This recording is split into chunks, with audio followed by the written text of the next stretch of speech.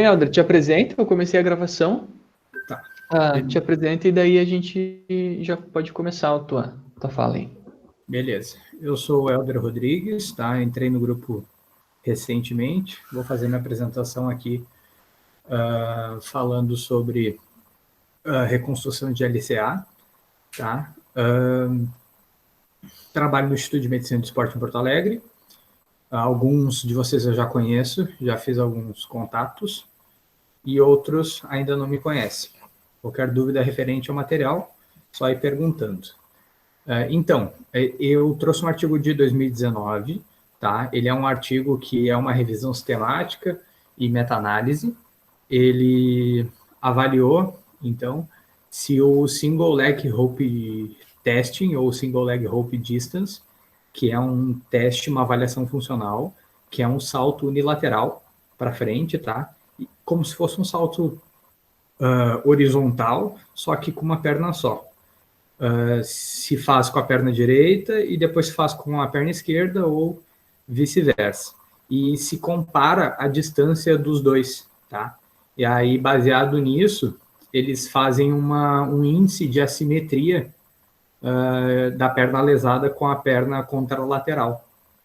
E baseado nesse índice e em outras avaliações, eles caracterizam um RTP, um Return to Play, seguro para o atleta, tá? Ou até mesmo para o atleta amador.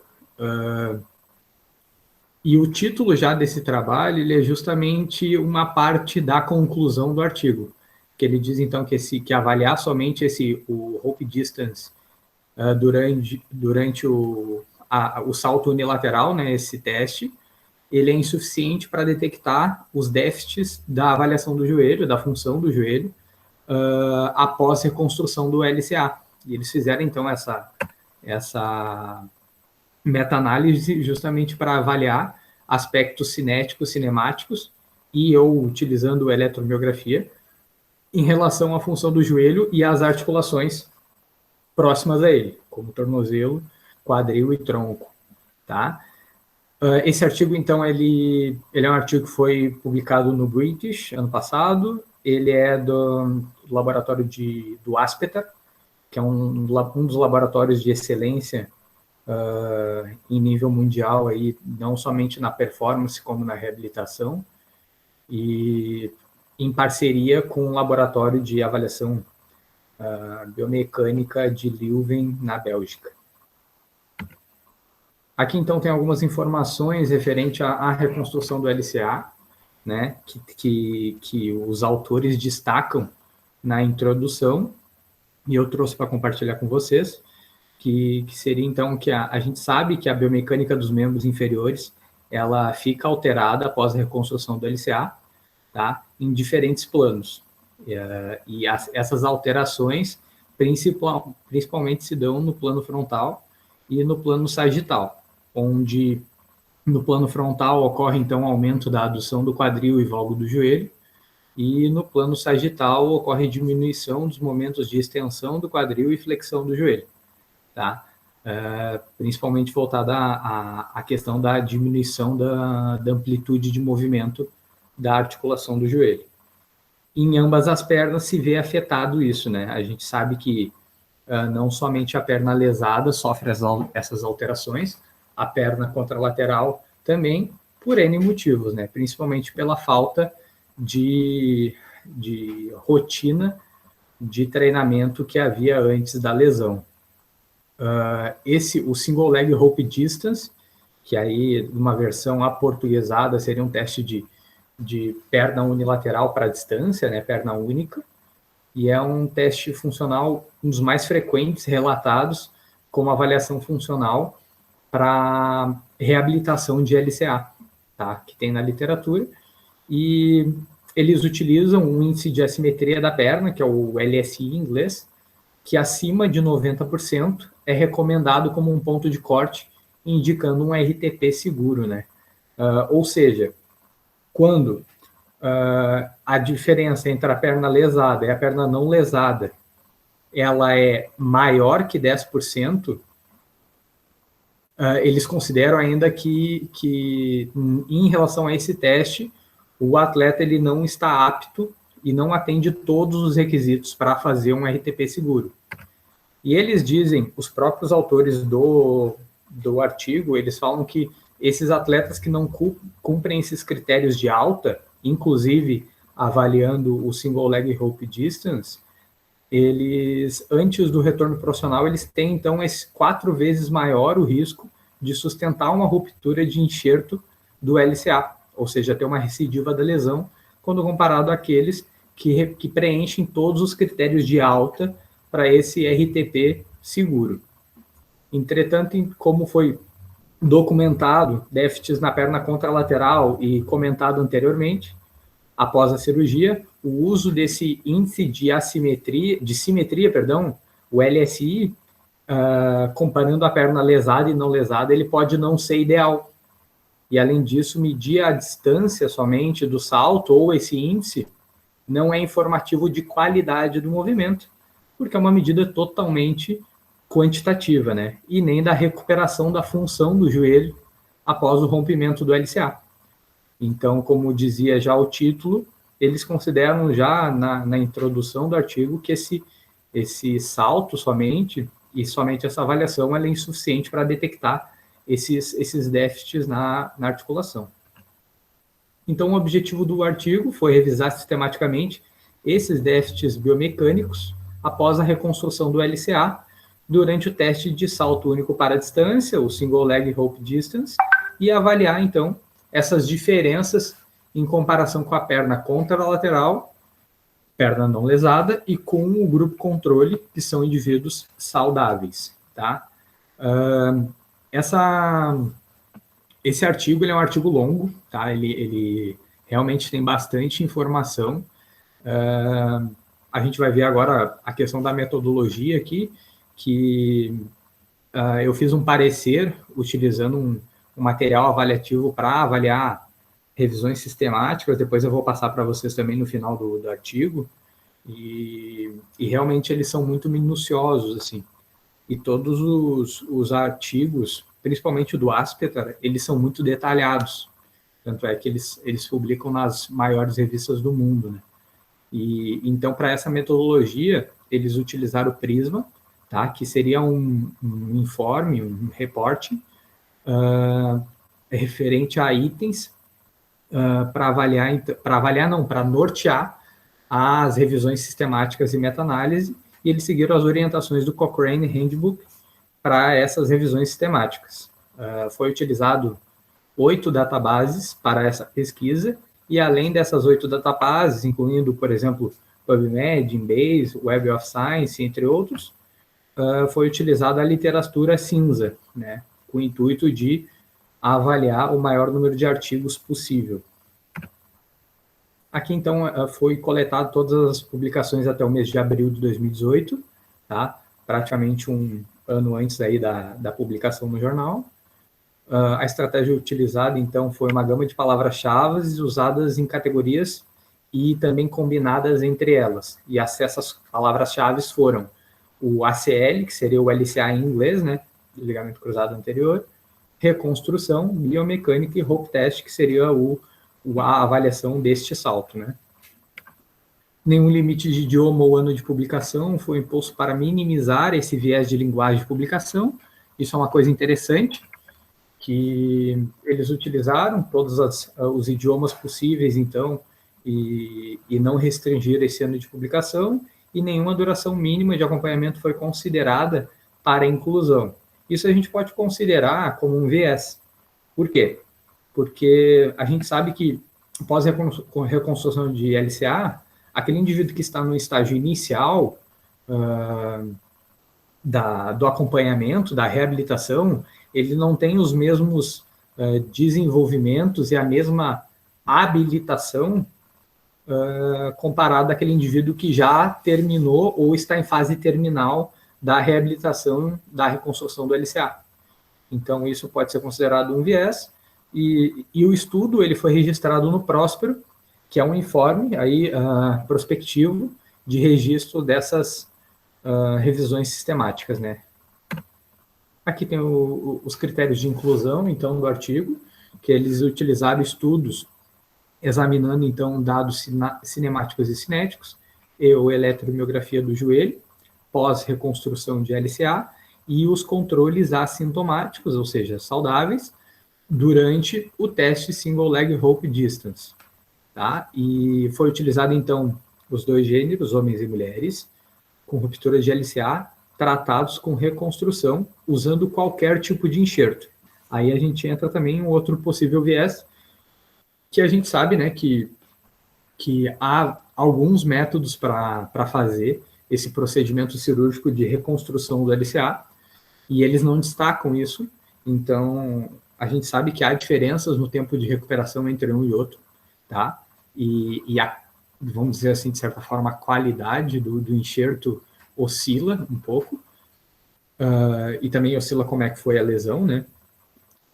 Então, eles utilizaram estudos observacionais e ensaios clínicos randomizados, com comparação com o grupo controle ou contra o lado não lesado, que seria o lado contralateral, no início ou durante o acompanhamento, no follow-up.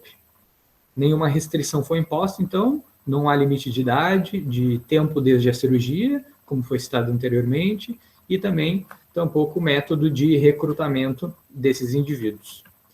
Já para critérios de exclusão do artigo, eles excluíram os estudos com animais ou cadáveres, resumos, resenhas, séries de casos, estudo de casos, artigos de opinião ou anais de congresso, e também aqueles estudos com foco em outras tarefas, como, por exemplo, saltos distintos ao single leg rope distance e saltos com giro e testes submáximos. Esses foram desconsiderados. Aqui, então, tem a figura, tá?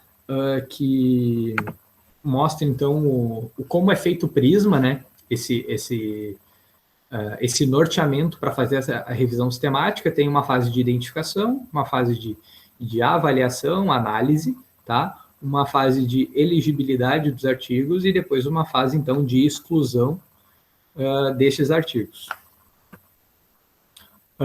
A qualidade metodológica dos estudos, isso daqui foi uma coisa muito interessante que eles utilizaram, que foi realizada uma análise dessa qualidade dos artigos, tá? Por 2 revisadores independentes, usando uma versão modificada do Downs and Black Checklist, que é nada mais, nada menos que perguntas que classificam através de uma pontuação máxima de 19 pontos, contém 16 itens, e é pontuado qual é a qualidade deste material científico. Tá? E eles classificam, então, abaixo de 60% em baixa qualidade, 60% a 74% em moderada qualidade, e acima de 75% da pontuação, alta qualidade. Aqui, então, como foi a extração dos dados, né, dessa revisão sistemática e meta-análise, se dados insuficientes foram relatados no artigo publicado ou no material suplementar fornecido, o autor correspondente do artigo foi contatado para solicitar esses dados adicionais, e quando não foi possível recuperar esses dados, então, os resultados não foram incluídos na meta-análise e foram relatados somente de forma descritiva.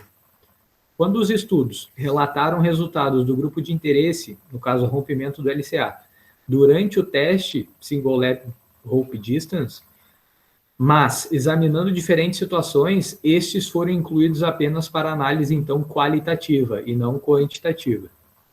Quando os estudos incluídos relataram características dos participantes de outro estudo publicado, os dados deste estudo foram utilizados também. E, se necessário, os autores foram contatados para esclarecimentos adicionais e confirmar a elegibilidade e facilitar a extração dos dados de forma mais precisa. Então, aqui eles fizeram realmente tentaram fazer uma extração de dados o mais fiel possível, tá? Referente àqueles dados de diferentes artigos que eles estavam analisando. Então, aqui tem a análise de dados, foram analisados por meio de 2 comparações, então, o membro do LCA com ruptura e com o membro lesado contralateral, perna oposta, e o membro do LCA com ruptura comparado com o grupo controle saudável. Tá? Os critérios de Cohen foram utilizados, então, para interpretar as diferenças de médias padronizadas, avaliando o efeito desse resultado, avaliando então em pequeno efeito, moderado efeito e grande efeito, que seria acima de 0,8 a pontuação. Então aqui tem as características dos participantes, tá? Fica, para a questão de visualizar, fica realmente bem ruim, tá? Mas eu vou detalhar para vocês aqui, que nas características, então, eles botam essa pontuação do 0 ao 19 do Dawson Black Score, ou Dawson Black Checklist, tá? Depois eles botam tempo, então, pós reconstrução de LCA, pós cirurgia, tá? E esse tempo ele realmente oscila bastante entre os estudos. Depois tem o tamanho amostral, tanto masculino quanto feminino, a idade, o peso, a estatura, o tipo de teste que foi utilizado, todos eles avaliaram a distância máxima do single leg rope distance, e alguns deles avaliaram outros baseado em outros materiais, como, por exemplo, baropodometria. Os dados de coleta, então, foram utilizados em grande maioria utilizando avaliação biomecânica tridimensional e eletromiografia, tá? Foi incluído as duas coisas no estudo, né? Tem diferentes materiais ali para fazer essa coleta, diferentes marcas de câmeras também. E a qualidade dos estudos, então, baseado no Dawson Black Checklist, eles encontraram, então, 9 estudos de alta qualidade, 6 estudos de moderada qualidade e 4 estudos de baixa qualidade. Todos os estudos incluídos relataram seus objetivos, hipóteses e principais desfechos, características dos participantes e utilizaram instrumentos válidos e confiáveis de avaliação e resultados. Apenas 2 estudos tentaram cegar um dos avaliadores. E a gente sabe que, neste caso, o cegamento dos avaliadores, cego ou em duplo cego, seria interessante, né? As fontes mais frequentes do potencial de viés, então, foram a fonte da população dos grupos, ajuste nulo ou limitado para potenciais confundidores e nenhuma análise de poder. Geralmente os artigos não analisam o poder de efeito dos resultados. Aqui, então, também quis destacar para vocês o que seria considerado significativo para os autores, tá? Eles avaliaram diversas coisas, como pico de alguma articulação, amplitude de movimento de várias articulações também, tanto no movimento de propulsão quanto no movimento de aterrissagem do salto unilateral, tá? E eles verificaram, então, que tanto para o grupo de rompimento do LCA, comparado ao grupo contralateral, da perna contralateral, e também o grupo que teve a ruptura do LCA, comparado ao grupo controle, houve o grupo do LCA, da ruptura do LCA, teve, então, menor pico de flexão do joelho, tá? E também teve menor amplitude de movimento na flexão do joelho. Vocês vão ver que, assim, na questão da estrutura, de como eles mostram esses resultados, às vezes não parece muito didático e fica um pouco difícil da gente interpretar. Mas, ao final do artigo, eles apresentam algumas imagens e a gente vai conseguir verificar essas diferenças de uma forma muito mais clara, tá? Então, aqui estão a cinemática do joelho e os outros dados relacionados à cinemática do joelho, que eles avaliaram, então, e verificaram que para ambos os grupos também, tanto na comparação quanto o contralateral e quanto o grupo controle, houve também menor pico de flexão do joelho no movimento de aterrissagem. Ou seja, esse menor pico de flexão, ele ocorre tanto na propulsão quanto na aterrissagem para a perna lesionada comparada à contralateral ou grupo controle. E também, para o grupo controle, apresentou menor pico de rotação interna do joelho no movimento de aterrissagem, tá? Isso foi verificado também no grupo comparando a perna contralateral, esse menor pico de rotação interna do joelho, porém, eles, deixa eu ver aqui, a linha, os resultados, eles passam a linha de nulidade e eu não destaquei. tá? E os dados, eles são um pouquinho mais dispersos. Em relação, então, tanto para o grupo contralateral, comparado ao grupo contralateral e comparado ao grupo controle, o estudo, então, apresentou menor amplitude de movimento na flexão do joelho também no movimento de aterrissagem. Ou seja, aqueles indivíduos que tiveram a ruptura de LCA obtiveram menor amplitude de movimento na flexão do joelho no movimento de aterrissagem quando comparado aos outros grupos. E aqui, então, eu trouxe para vocês a questão da cinemática do quadril e tronco, tá? E eles apresentaram, tanto para comparação contra o membro contralateral e contra o grupo controle, que não houve fortes evidências e que seriam de grande efeito na cinemática do quadril, tornozelo e tronco, quando comparado à perna, então, controle, contralateral e ao grupo controle, tá? Então, todos os resultados que eles encontraram na revisão sistemática em relação à cinemática do quadril, tornozelo e tronco, não houve diferença significativa entre os grupos, tá? Todos os resultados, eles ali se mantêm sobre ou bem perto da curva de nulidade. Aqui, então, destacando isso, tá? No artigo. E aqui tem o nível de evidência, então, que é o baseado também no Dawson Black Checklist e nos critérios de Cohen, tá? Para avaliar, então, se é uma evidência forte, moderada, limitada ou muito limitada. E aqui a gente já percebe, tá, de uma maneira geral, que as avaliações avaliando, então, principalmente joelho, quadril, tornozelo e tronco, nos aspectos cinemáticos, são estudos de muito boa qualidade, tá? E de um bom poder de efeito. Já, a gente vai ver isso depois, que para os estudos avaliando a eletromiografia, os dados cinéticos, carece de material metodológico de boa qualidade. São poucos estudos e são os estudos que têm menor qualidade.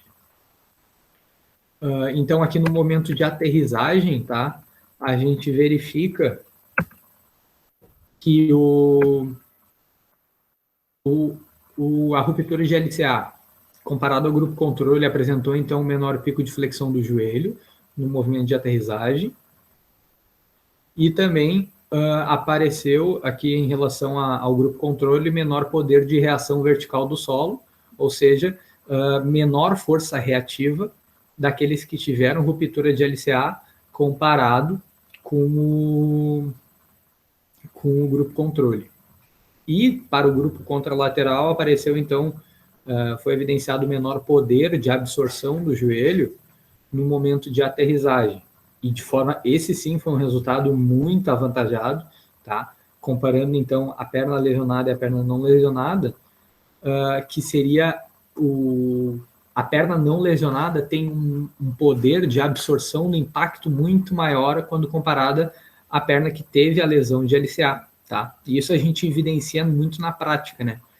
A gente vê aquela pessoa que teve a ruptura de LCA e ela fazendo um movimento de aterrissagem, ela não consegue, de certa forma, amortecer de uma forma, com uma boa qualidade de amortecimento, né? Ela faz geralmente muito barulho, ela tem pouca amplitude, pouco pico de flexão do joelho, não é um movimento suavizado, é um movimento mais brusco, mais rude, tá? E essas limitações é o que o estudo procura apresentar aqui para nós. Questão aqui que eu falei, então, da atividade muscular em relação ao contato inicial, tá? Quando o pé que fez o salto, ele faz o primeiro toque, primeiro contato inicial no solo, apresentou que não houve diferenças, tá? Em relação à atividade muscular avaliada, então, em eletromiografia, e aqueles avaliaram o vasto medial, vasto lateral, semitendinoso e bíceps femoral, ou seja, 2 do quadríceps e 2 dos isquiotibiais. Só que se percebeu também que quanto maior o tempo pós-ruptura do LCA, parece haver uma ativação muscular tardia. Então, quanto maior o tempo pós, isso daí a gente não sabe explicar o porquê, se foi pela má, de repente, não má, mas de repente seria não adequada a reabilitação, ou qual motivo foi que resultou a isso. Acredito eu que deve ser vários determinantes que estejam associados a isso, mas que o quadríceps, de uma maneira geral, ele aparece haver uma ativação muscular tardio desse movimento de frenagem, tá? De uma forma excêntrica no movimento, principalmente quando tem o movimento inicial da aterrissagem. Então, aqui complementando que não houve fortes evidências de grande efeito nas médias de atividade muscular durante o contato inicial, quando comparado ao grupo controle, porém se nota uma possível ativação tardia, então, dos músculos do quadríceps, vasto medial e vasto lateral. Aqui é a questão do nível de evidência que eu falei para vocês. Ali em vermelho, a gente vê que os estudos são muito limitados, tá? E os estudos em laranja são os artigos, os estudos que têm um nível limitado de evidência, tá? E um pequeno efeito. E grande maioria, na verdade todos, da eletromiografia ou são limitados ou são muito limitados. Aqui, então, já finalizando, tá? Tem a questão aqui da imagem, que eu destaquei para vocês, que a gente consegue verificar essas diferenças tanto no movimento de pico, de flexão do joelho, quanto no movimento de amplitude de movimento, no movimento de propulsão e também na aterrissagem do joelho. E a gente consegue notar que esses movimentos há uma diferença entre o membro lesado e o grupo controle ou a perna contralateral.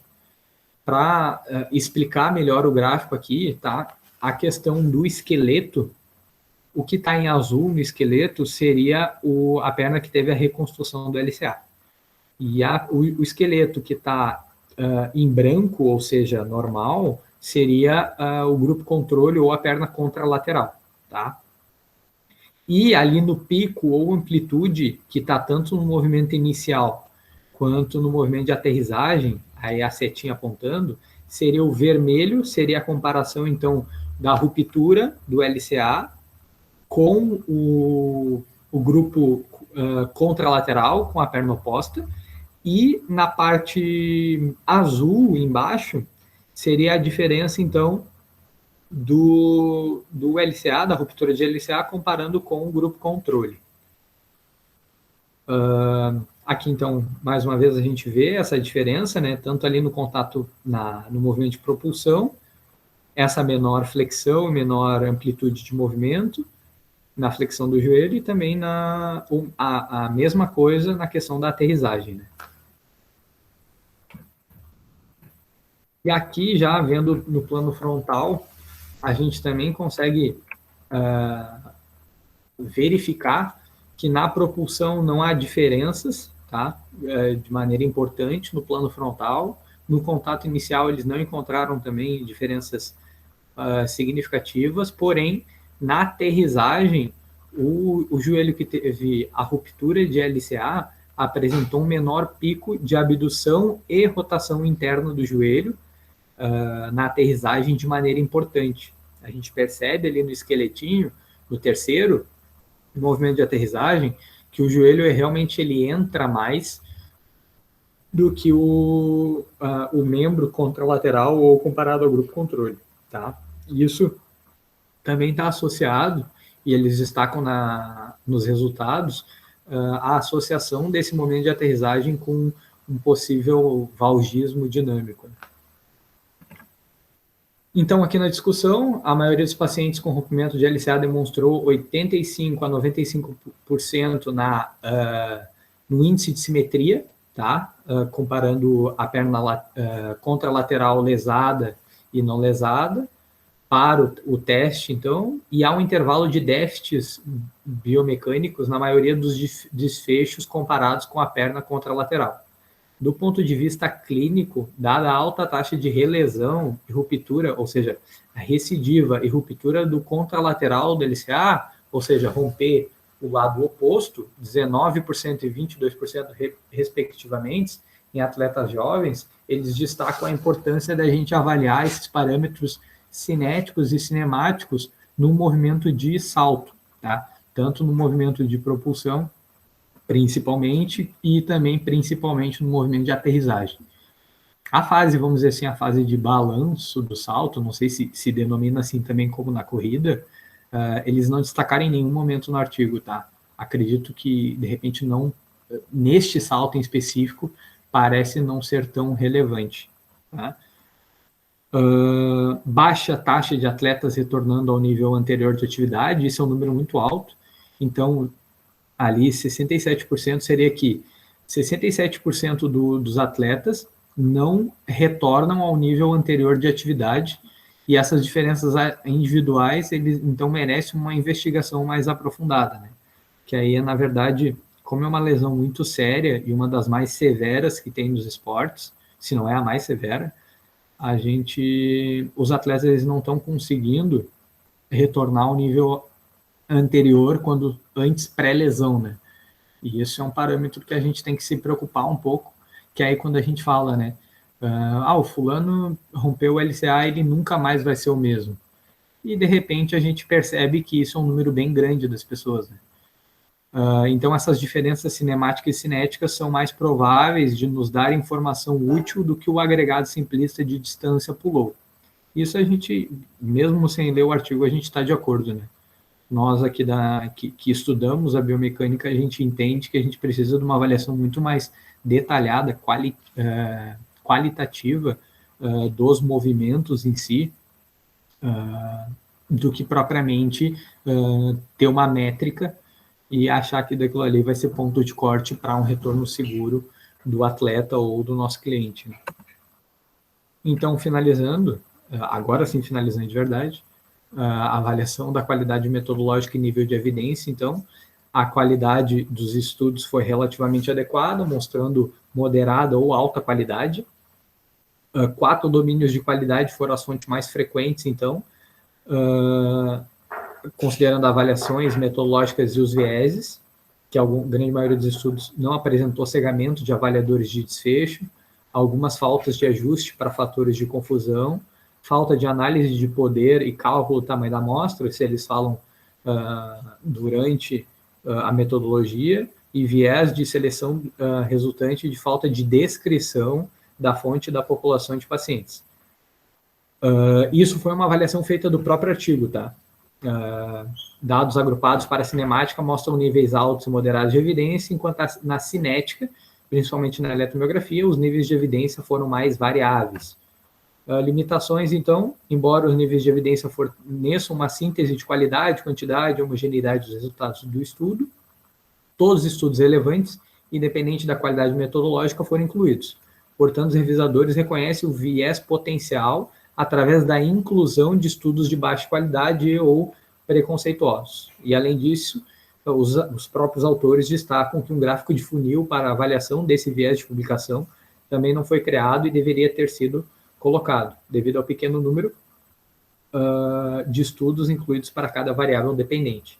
E, além disso, não há dados suficientes disponíveis para subgrupos, por isso que eles não destacaram qual é o tipo de enxerto usado e o tempo de recuperação pós-reconstrução de LCA. Aqui, então, tem a conclusão que durante o teste de salto unilateral, single leg rope distance, foram detectados, então, esses déficits cinemáticos e cinéticos entre os membros após o rompimento de LCA, apesar de desempenho adequado do método simplista de distância pull-on, né, do mesmo teste. Então, medir apenas a distância do salto, mesmo usando a perna saudável como referência, é insuficiente para avaliar completamente a função do joelho após reconstrução de LCA. E aqui tem, isso não faz parte do artigo, mas é uma avaliação que eu fiz sobre a avaliação da qualidade metodológica do artigo, tá? O meu coordenador científico, ele cobra bastante que a gente realize isso, porque isso faz com que a gente crie um rigor metodológico, da qualidade dos estudos muito maior. Então, eu usei ali o CIS, tá, para avaliar. Então, isso seria também uma classificação numérica, tá, de qualidade de alguns componentes da revisão sistemática e da meta-análise. E foi avaliada, então, transparência, integridade, participantes, intervenção, rigor metodológico, resultados e avaliação crítica. E, na minha opinião, e também na opinião do meu coordenador, que me ajudou a fazer essa análise, eles atendem todos os critérios como uma recomendação alta. Então, significa que o estudo realmente tem uma boa qualidade e é interessante. Aqui, então, tem meu obrigado, minhas redes sociais ali, meu Instagram e meu e-mail. Qualquer dúvida que vocês tenham, fiquem à vontade para perguntar. Muito bem, muito bem. Muito obrigado, Helder, pela apresentação. Eu não sei como é que tu está de horário. Eu pedi para o meu aluno, na verdade seria às 13, eu pedi para a gente começar às 13h15, então eu tenho 10 minutos. Vamos lá, então. Quem está aí presente puder ligar as webcams, por favor, apareçam aí para vocês aparecerem também. E vamos fazer umas perguntas aí pro seu Helder. Quem quer fazer o primeiro comentário sobre o artigo?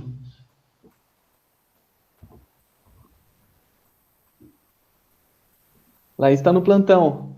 Ó, a Duda está aí. Eu achei muito, muito legal, muito legal. Eu não sei, então, se talvez a gente poder avaliar o LCA, né, a lesão de LCA, então, com salto vertical, seria uma ideia? Que nem o que eu apresentei na minha apresentação? Já que o unilateral não é viável, que tipo de salto a gente poderia avaliar, então, do LCA? Uma dúvida. Na verdade, assim, não que o salto unilateral ele não seja viável. O rope test ele é um salto muito utilizado, só que ele é avaliado de uma forma simplista, né? Então, seria adequado a gente utilizar essa avaliação, tá? Seja salto vertical, seja salto horizontal, seja bilateral ou salto unilateral, mas avaliar ela com um rigor muito maior, com uma qualidade, pensando em aspectos qualitativos mais do que em aspectos quantitativos. Porque mesmo, principalmente, tanto no salto vertical quanto no salto horizontal, a gente percebe que somente o valor da distância que ele saltou não nos oferta e não nos oferece informações suficientes para que a gente consiga determinar se esse atleta ou aluno vai ter um RTP seguro, né? Muito bem. Muito bem, lembrando que isso é uma das ferramentas para nos dar subsídio, né? Ele Exatamente. Não é um divisor de águas, né? Dani, quer comentar? Achei muito boa a apresentação também, foi bem didático. Acho que eu não tive dúvidas, né? Porque foi tão esclarecedor. Eu tentei dar um e tinha ficado com algumas dúvidas, mas conseguiu suprir todas já. Ok, obrigado. Muito bem. O Doug, tá aí. Boa tarde, tudo certo? E aí, cara, tudo bem? Antes de mais nada, parabéns ao Helder pela apresentação, tá muito boa, muito didática, né? Nem um pouco corrida também, show de bola. Surgiram poucas dúvidas, a não ser as que tu pontuou mesmo, né? E um dos critérios, cara, que eu fiquei na dúvida, que pode ter sido um viés também, é quanto à própria modalidade praticada, né? Tempo de prática desses atletas, sejam eles profissionais ou amadores também, né? E uma dúvida, não sei se tu chegou a comentar, se eu me passei, algum deles tinha reincidência dessa lesão? Eles destacam que eles não determinaram se houve reincidência de lesão no critério de seleção do material. E acredito que isso também possa ser um viés, concordo contigo. E na questão da modalidade, eles não especificaram modalidade por modalidade. Nós lá no Instituto, a gente faz o estudo do Mapping Foot, que é voltado para o futebol, e a gente tenta também verificar essa associação do tempo de prática esportiva do atleta com a severidade das lesões e também com o tipo de lesão que ele teve. Mas eles em nenhum momento destacaram isso. Acredito que por não ser tanto o objetivo do artigo, tá? Mas a gente pode considerar, na verdade, como uma subavaliação dentro da avaliação geral que eles propuseram, né? Que seria especificar por modalidade e também especificar por tempo de prática, né? Expertise na modalidade.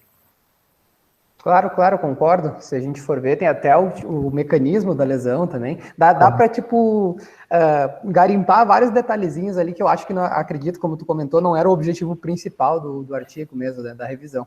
Mas fica essa duvidazinha, essa pulga atrás da orelha. Não, Sim, normal. Uma boa pergunta. Mais alguém? O Robson apareceu ali. Tudo bem, Robson? Robson, acho que é a primeira reunião que ele participa. Se quiser abrir o teu áudio aí, fazer algum comentário sobre a apresentação do Helder, fica à vontade. Vocês estão escutando? Sim, senhor. Ô Helder, eu não sei se no início do estudo chegou a comentar, mas eles falam os atletas, né, que se submeteram às vezes ao problema de LCA e tal. Antes disso acontecer, eles tinham algum programa de treinamento, fortalecimento ou algo do tipo? Não, o estudo não destaca isso, pelo menos. O que eles tiveram de acompanhamento pré-lesão, né? E, na verdade, eu acho que isso é o fundamental para a gente mapear um possível mecanismo que pode levar a uma lesão tão grave, tão severa quanto é o LCA, né? E, bom, o Gui pode falar até muito melhor que eu sobre isso, que a gente sabe que há várias formas de avaliar isso e, na verdade, a gente consegue fazer uma prevenção da lesão e também obter dados pré-lesão que são muito importantes quando há essa lesão ou até mesmo a gente evitar esse tipo de lesão tão grave. Porque, na verdade, quando qualquer atleta, independente da modalidade, quando se trata de um atleta profissional, quando ele tem uma lesão tão grave assim, que tira ele da quadra ou dos gramados de um tempo tão grande, isso gera um impacto econômico não só para o clube, como para as federações muito alto. Então, se nós, profissionais de educação física e toda a equipe multidisciplinar que acompanha o atleta, fizéssemos programas, como tu disseste, voltado a treinamento de força e prevenção dessas lesões e até mesmo mapeamento, avaliações, né, a gente conseguiria evitar esses custos e evitar essas lesões. Logo, isso seria benéfico em vários aspectos, né? Eu perguntei porque eu não me recordo um estudo que eu li, né, o autor, mas ele falava que o atleta que se submetesse a um treinamento, um fortalecimento, né, antes de uma operação, né, de LCA, o retorno dele à atividade física seria mais rápido, né, e ele conseguiria obter o resultado que ele tinha antes da cirurgia, né? Eu perguntei porque você mostrou uma imagem onde mostra um percentual que os atletas não retornam ao ponto que eles eram anteriormente, né? Isso. O nível deles anteriormente. Foi justamente por causa disso que eu perguntei.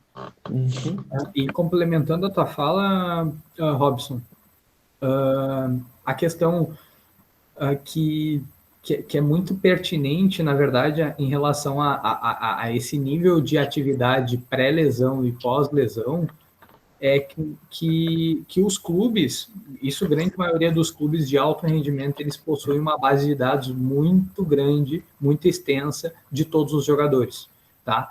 E na verdade, quando tu tem essas informações, o pós-lesão, ele é muito mais fácil de fazer, muito mais fácil. Então, a partir do momento que tu não avalia, que tu não tem esses parâmetros pré-lesão, quando ele lesiona, muitas vezes tu não sabe nem o porquê que teve daquela lesão, entende? E não só do LCA, assim como outras, tá? E eu deixo uma sugestão de estudo para o pessoal, até para a apresentação, que há alguns estudos comparando homem e mulher e lesão de LCA, incidência, tá? Prevalência e incidência. É um tema muito bom de falar, porque tem vários aspectos que possam intervir nessa maior incidência nas mulheres, dessa severidade, dessa lesão, comparado aos homens. tanto nos aspectos biomecânicos, quanto aspectos, muitos autores falam em aspectos hormonais também, e eu acho que isso é uma coisa muito interessante, até quem, os próximos aí, tiver interesse em trazer de repente, seria interessante. Tem mesmo. Muito bem. Obrigado, Robson, pelo comentário. Depois eu tenho que... Coloca o teu e-mail aqui no chat para eu adicionar ele na lista ali, para vocês conseguirem mexer no evento aí e tal. Acho que tem algumas coisas que é importante destacar. A apresentação do Helder foi muito bacana, gente. Foi, assim, deu para ver que ele compreende bem as revisões sistemáticas. São revisões bem difíceis de serem compreendidas, assim. É uma linguagem bastante rígida, né, do ponto de vista de interpretação dos dados, principalmente naqueles gráficos de box plot ali, onde tenta encontrar efeitos se favorece o controle ou se favorece lesão, intervenção, né? E aqueles gráficos, gente, basicamente ele está juntando resultados de vários estudos como se fosse um estudo só. Acho que isso é uma coisa importante da gente sempre apresentar os gráficos. Uma coisa, o power, a tradução mais adequada que a gente usa é potência. Por mais que a tradução literal seja poder, né? Poder, como tu mesmo apresentou na tua discussão, é uma medida estatística, né? O poder do estudo, né?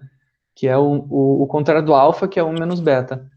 Então, só tem que cuidar, porque em português, power significa coisas diferentes, né? Quando é na situação do corpo, é potência, quando é situação estatística, aí sim é poder. E uma coisa que eu achei bastante interessante, né, gente, é o fato da amplitude de movimento ser diminuída, né? Do ponto de vista da flexão e aumentada do ponto de vista da adução do quadril. Né, que é uma coisa muito parecida que a gente encontra na corrida em outras lesões. Né? Por isso que eu acho interessante fazer esses testes complementares para estar associando o teste. A Laís perguntou qual que é o teste funcional mais comum pós-LCA. São os saltos, Laís. Hoje o mais comum, assim, o que está mais bombando na literatura é o Hope Test, só que os outros já estão começando a chegar, aparecer um pouquinho, daí cada um tá desenhando o seu protocolo para determinar quais são os testes que vai aplicar para determinar a saúde do atleta. E eu faço uma pergunta para todos agora, gente. Por que vocês acreditam que o atleta, ele praticamente nunca vai voltar ao normal, o seu pleno condicionamento após uma lesão de LCA?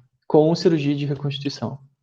O que vocês acham, assim, que assim, são poucos atletas que retornam para a condição normal e a grande maioria dos atletas são reincidentes. É uma lesão que a reincidência é maior do que a não incidência. Tá? Então, se eu me lesiono, as chances de eu me lesionar novamente é maior do que de eu não me lesionar. A mesma lesão, só que no outro joelho. Por que vocês acham que esse problema surge quando alguém rompe o LCA? Lembrando que o LCA foi reconstruído com um tecido mais resistente que o próprio LCA. Eu tenho alguns aspectos, na verdade, algumas hipóteses que possam contribuir para isso. Por que os atletas não chegam no mesmo nível de performance, ou a grande maioria, comparado ao momento pré-lesão e pós-lesão. Um deles é que os atletas como um todo, e mesmo recuperado, a gente percebe muito isso, dois fatores que na prática fica muito evidenciado. A plasticidade do movimento, independente qual for o movimento, principalmente o movimento de aceleração e frenagem ou troca de direção, ele é muito mais rude, muito mais robusto, ele é um movimento muito mais duro, vamos dizer assim. Eu acho que isso possa vir a contribuir, e aí também entra na questão dos déficits cinéticos e cinemáticos do pós-lesão. E uma das coisas que quase ninguém aborda sobre isso, mas é uma das maiores verdades que tem, é que quando um atleta lesiona uma lesão tão grave quanto é o LCA, ele fica com medo. E o medo atrapalha muito, muito, para qualquer coisa. tanto para uma situação de jogo, como para fazer uma definição de algum movimento. Às vezes um movimento que é habitual, normal para ele, para a lesão, passa a ser um movimento preocupante para o atleta e ele acaba optando por não realizar ou modificar o seu padrão de movimento. O que é ainda pior, né? De lesionar de novo. Isso é uma das coisas que eu acho que é muito importante, assim. E claro que entra outros fatores, aspectos, que também contribuem, eu acho, para não chegar a esse desempenho. Muito bem.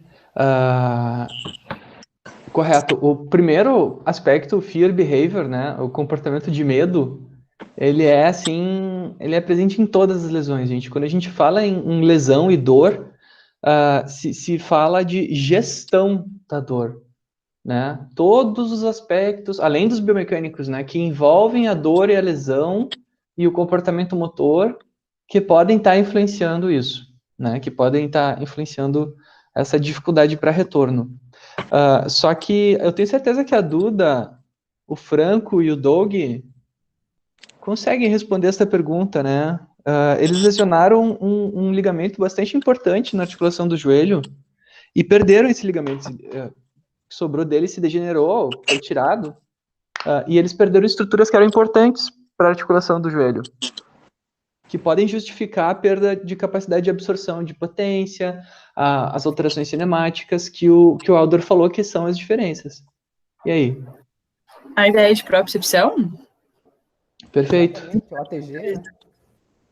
Perfeito. Não o ATG, Doug. Vamos lembrar que é Pacini, Ruffini e terminações nervosas livres em ligamentos. O ATG é em tendões, né? Então, ele tem uma diminuição proprioceptiva permanente, né? Então, o que acontece? Ele não sabe onde o joelho dele está com tanta precisão, ele não tem respostas de velocidade de movimento. Falha minha, diz o Doug.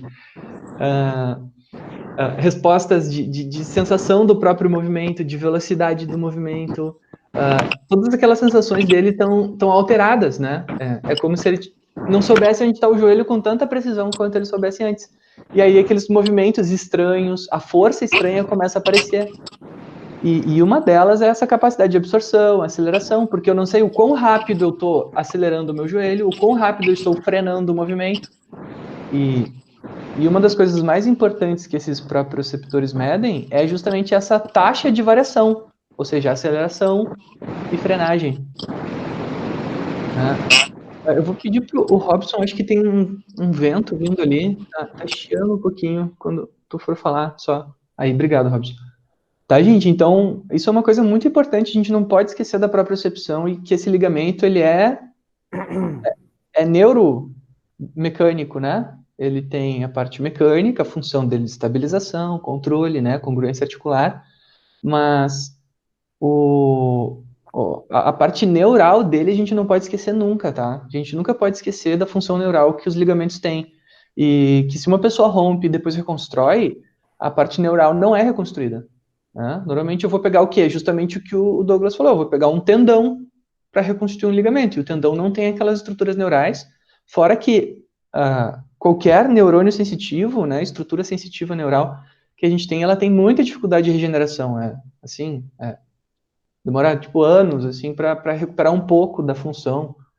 Os estudos mostram assim coisas que são absurdamente lentas. Então, acho que vale a pena a gente pensar nessa direção.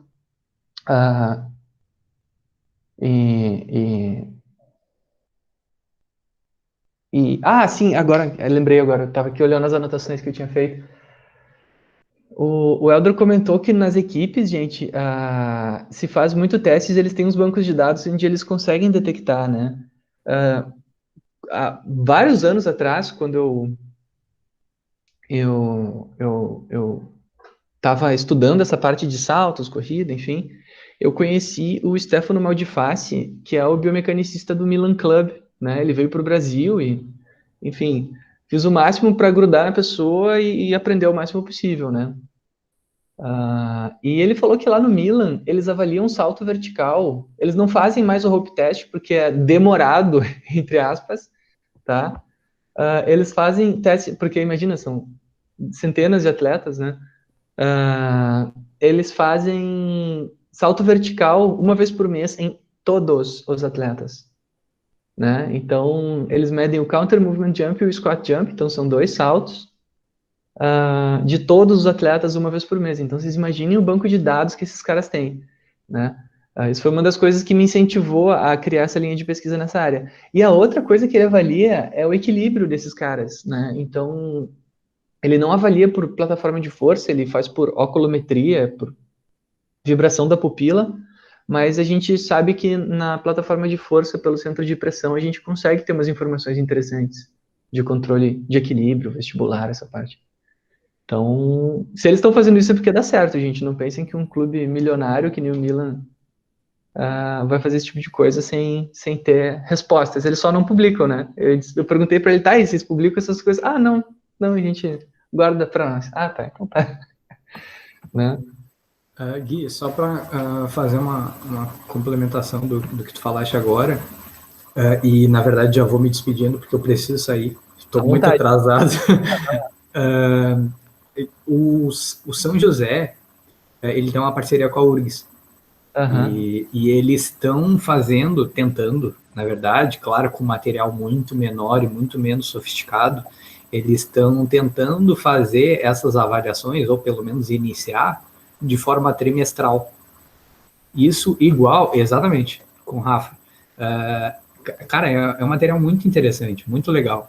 Eu acredito, e pelo que eu sei do pessoal que trabalha com o Rafa, o Felipe Vec, enfim, eles não avaliam a biomecânica do movimento em si. Eles fazem mais uma análise, vamos dizer assim, qualitativa a olho, e usam muitos dados quantitativos do salto. E eles usam sempre o contramovimento e o squat jump. Bem legal, assim. Bem bom, bem interessante o trabalho deles. E eles usam com a finalidade, obviamente, por ser da URGS, de publicação, né? Acredito que logo menos sairá alguma coisa sobre. Não, com certeza. Legal, obrigado pela contribuição. Obrigado pela apresentação também, Alder. Eu que agradeço pela oportunidade. Tchau, tchau, pessoal. Tchau, abraço. Muito bem, gente. Acho que a gente rendeu bastante aqui. Ela está falando, né? Sugestão de mensagem da aula de hoje: comprometimento, neuropropriocepção e ligamentos reconstituídos. Sim, perfeito. Isso é totalmente enquadrado. A gente tem mais apresentação para hoje, gente? Desculpa. O Douglas falou que não ia conseguir apresentar hoje, né? O outro Douglas. Era o Helder? Tá. Então tá. Muito bem. Acho que de mensagem para aula, né? Para eu guardar aqui e depois postar, né? Contribuindo aqui. Eu acho que está correto, né? Acho que a perda cinemática, na verdade, a gente não pode dizer que é por perda de propriocepção a partir do artigo dele, né? Mas a gente pode dizer que há alterações de movimento, né? E uma coisa que é bacana que se levantou ali, gente, é a adução e rotação interna, né, gente? Quais são os músculos que controlam a adução e rotação interna do quadril? Controlam, né? Não são os que fazem, movimento reverso. Ô Gui, se nós trouxermos esse resultado para a corrida, você acredita que poderia ocorrer a mesma situação dessa adução e dessa diminuição na flexão do joelho? Provavelmente, cara. Provavelmente, porque justamente esse é o movimento relativo que o joelho tenta impedir, né? É a rotação interna do quadril. Peraí, deixa eu ver aqui, eu tenho que olhar para mim. Rotação interna do quadril com rotação externa da tíbia. É esse movimento que o ligamento cruzado anterior tenta bloquear, né? E provavelmente isso vai estar aumentado em quem corre também, não duvido nem um pouco. Mas é um complexo que muitos problemas a gente está vendo que se repetem por causa disso, né? O quadril é um grande, entre aspas, marcador de desvios do corpo, né? A gente viu o estudo da Dani falando sobre amplitude de movimento de rotação interna, a gente viu o estudo da Duda, a gente viu também, deixa eu ver aqui, Todos os estudos que falaram sobre cinética falavam que o momento ele tinha que fugir do joelho e ir ou para o quadril ou para o tornozelo, né? Então, o quadril ele é um grande marcador aí de mecanismos não completamente adequados, né? Acho que a gente pode dizer assim. E gestão de lesão é um negócio muito complicado, né? Acho que a gente trouxe aqui a questão da propriocepção e do comportamento do medo, que é o fear behavior, né? Eu acho bonito falar isso. Que é um negócio muito complicado quando a gente trabalha com os atletas. Então, acho que como mensagem do Helder aqui,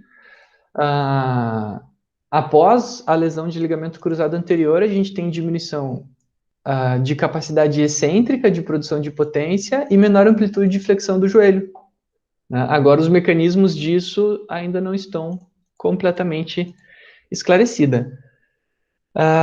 Gente, o Douglas não vai poder hoje, a gente põe ele para a semana que vem, mas a gente tem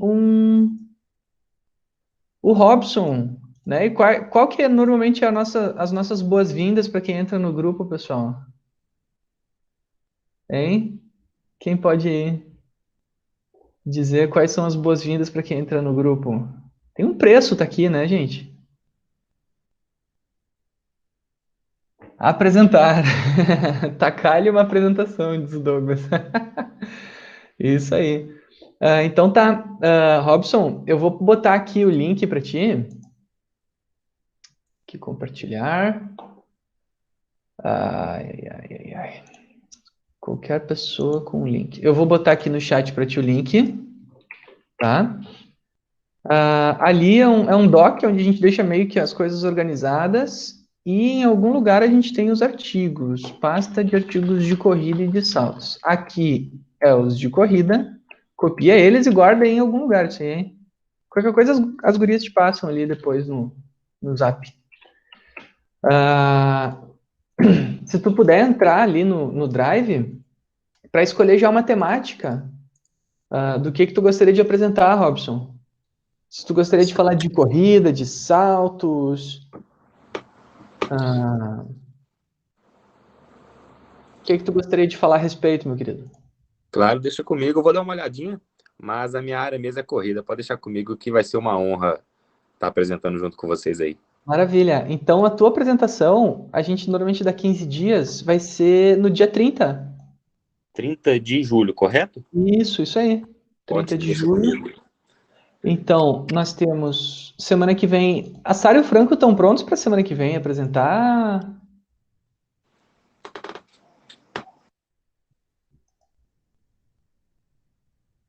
Na próxima semana? Eu lembro que vocês tinham 2 artigos, né? Ah, tá. A Sara não tá hoje. O Franco tá ali. Só eu aqui, porque semana passada apresentou o Franco e a Sara. Ah, tá. Então tá. Então aqui eu devo estar misturando. Eu devo estar misturando tudo aqui. Vamos tirar a Sara e o Franco. Semana que vem a Dani.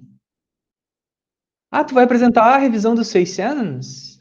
É, Nossa, é muito boa essa revisão. difícil, isso sim.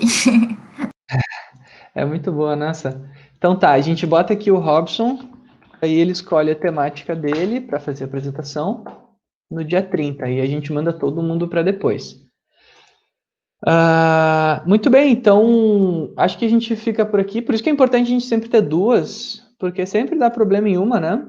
Então fica o Douglas e a Dani para a semana que vem. E daí semana que vem. Se quiser me botar já no dia 30/7 também, eu posso. Eu não sei se o pessoal também tá ou vai apresentar. Que daí eu já vou preparando a apresentação. Vamos ver aqui. Se vai ser a Dani de novo, teria que ser o Douglas Turella. O Douglas tá aí ainda?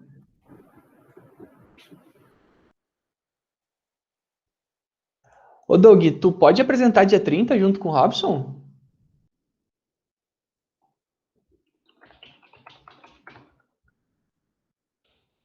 Tá, eu te coloquei ali. Daí tu vai ter que escolher um tema, o teu artigo, para nos apresentar. Porque eu tô olhando aqui, depois da Dani, antes disso tinha sido o Doug. Que tem que repetir. A Laís e o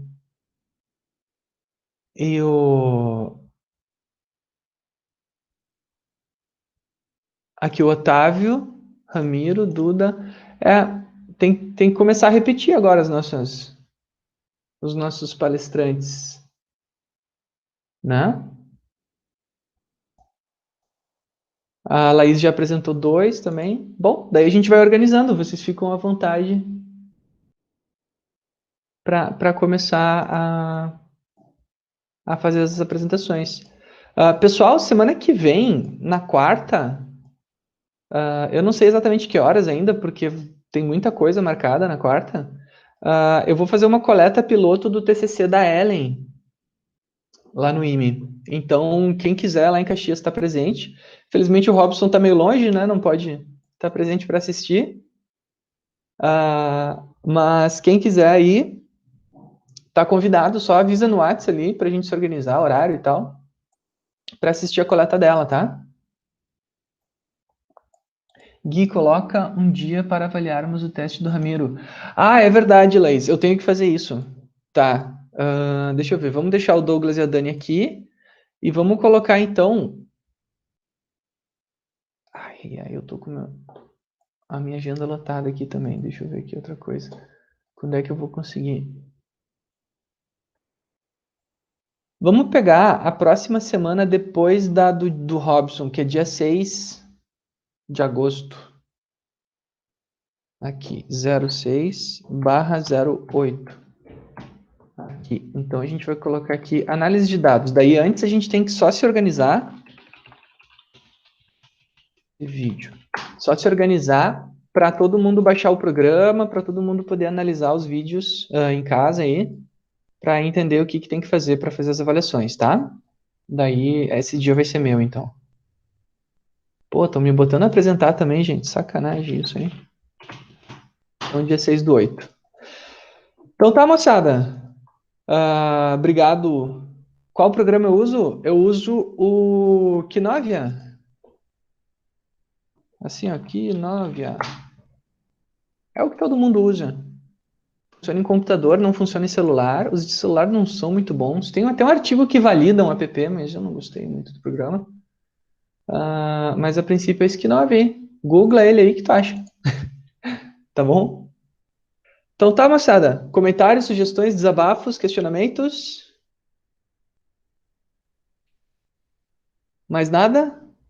Douglas, tu deve ter da disciplina de biomecânica da Mônica, né? Ela deve usar esse programa também. Então tá, nos vemos semana que vem mesmo. Da disciplina de tecnologias. No mesmo bate-horário e mesmo bate-canal. Até a próxima. Tchau, tchau, gente. Um abraço.